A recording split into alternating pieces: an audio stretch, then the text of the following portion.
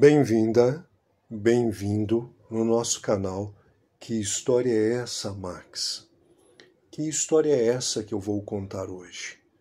Vou falar sobre um genocídio, sobre uma parte da história que alguns países não reconhecem, outros reconhecem, mas que infelizmente milhares e milhares de vidas foram perdidas, foram sacrificadas inutilmente. Eu vou falar do genocídio dos gregos pônticos. Sim, a minha família era grega pôntica.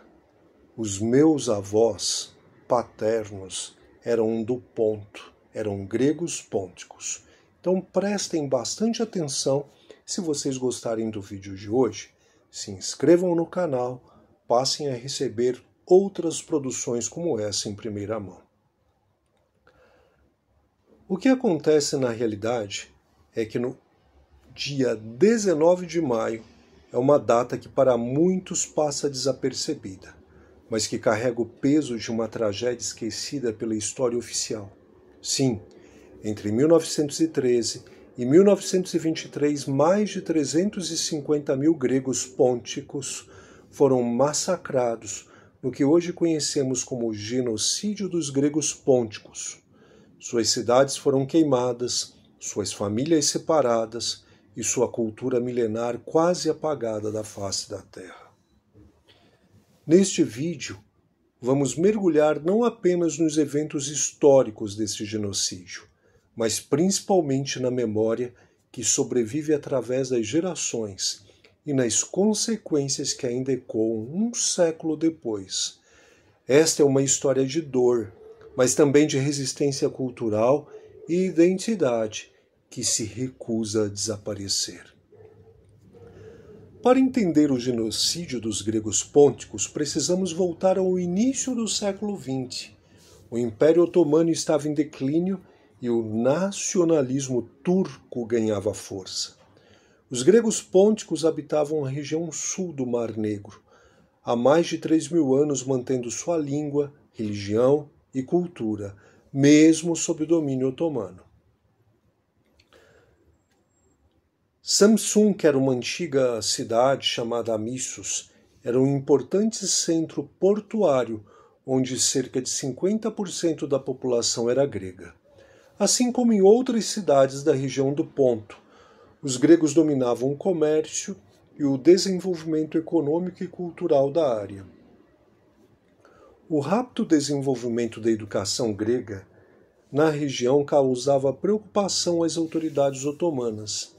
Após o decreto otomano Hati-Humayun de 1856, que permitiu a administração livre das escolas, a região se encheu de instituições de ensino gregas de todos os níveis, superando até mesmo as do Reino da Grécia em proporção de alunos e professores.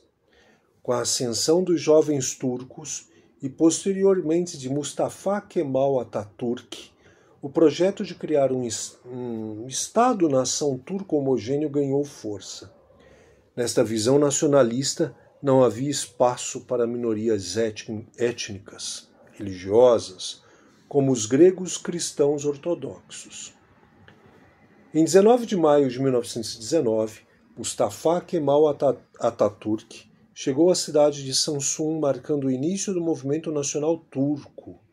Esta data, hoje lembrada como o Dia da Memória do Genocídio dos Gregos Pônticos, foi o catalisador para uma campanha sistemática de extermínio. As evidências do genocídio foram documentadas por diplomatas, jornalistas e até mesmo por aliados dos turcos. A Alemanha, que supria militarmente o exército otomano, registrou estas práticas em seus relatórios de guerra. Os Estados Unidos, através de seus embaixadores e correspondentes, também testemunharam e reportaram os massacres.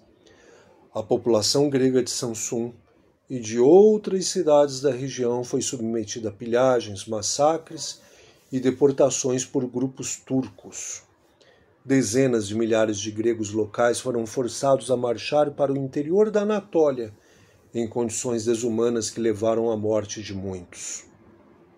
Um dos episódios mais trágicos foi o incêndio de Esmirna, em setembro de 1922. Durante 9 dias, o fogo destruiu completamente os bairros habitados por gregos e armênios, enquanto os setores muçulmano e judeu permaneceram intactos.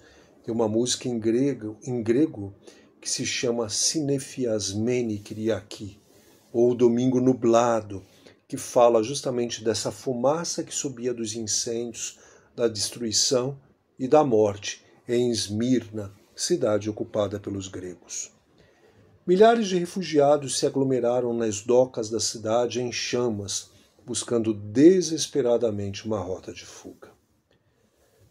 Fotografias de sobreviventes e objetos pessoais foram preservados através das gerações.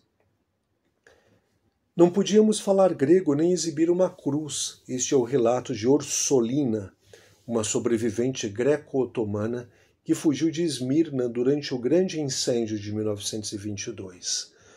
Como ela, milhares de sobreviventes carregaram consigo não apenas as cicatrizes físicas, mas também as memórias de uma vida e uma cultura que tentaram apagar. O Tratado de Lausanne de 1923 institucionalizou o que foi chamado de intercâmbio de populações entre Grécia e Turquia. Na prática, cerca de 1,5 milhão de cristãos ortodoxos gregos foram expulsos da região onde suas famílias viviam há milênios. O número menor de muçulmanos foi deportado da Grécia para a Turquia. Os sobreviventes se espalharam pelo mundo, formando comunidades na Grécia, Rússia, Estados Unidos, Austrália e outros países.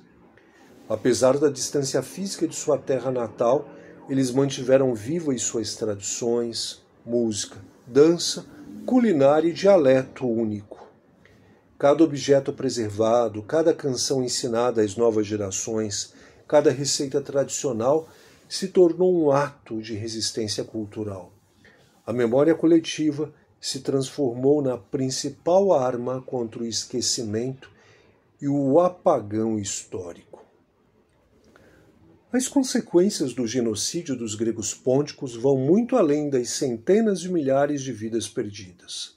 Uma cultura milenar foi quase completamente erradicada de sua terra natal.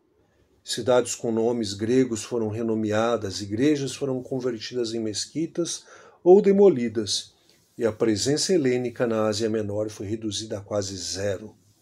Ao contrário do genocídio armênio, o massacre dos gregos pônticos ainda luta por reconhecimento internacional.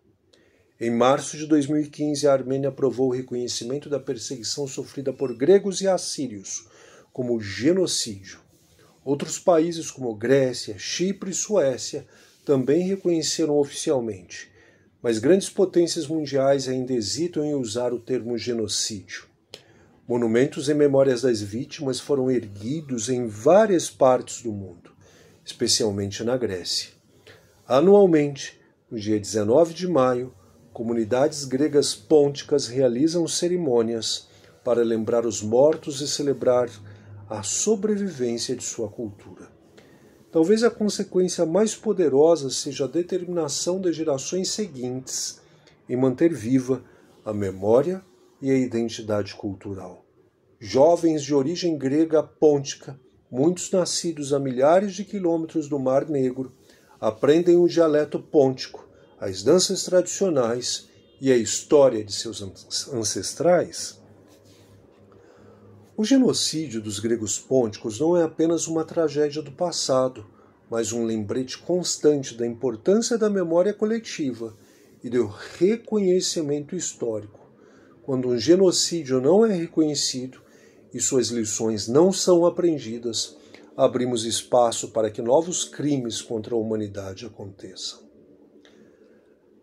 A verdadeira vitória contra o genocídio está na sobrevivência da cultura que tentou exterminar cada vez que uma canção pôntica é cantada, cada vez que uma história é contada em dialeto pôntico, cada vez que uma dança tradicional é executada, é um testemunho de que a tentativa de apagamento falhou.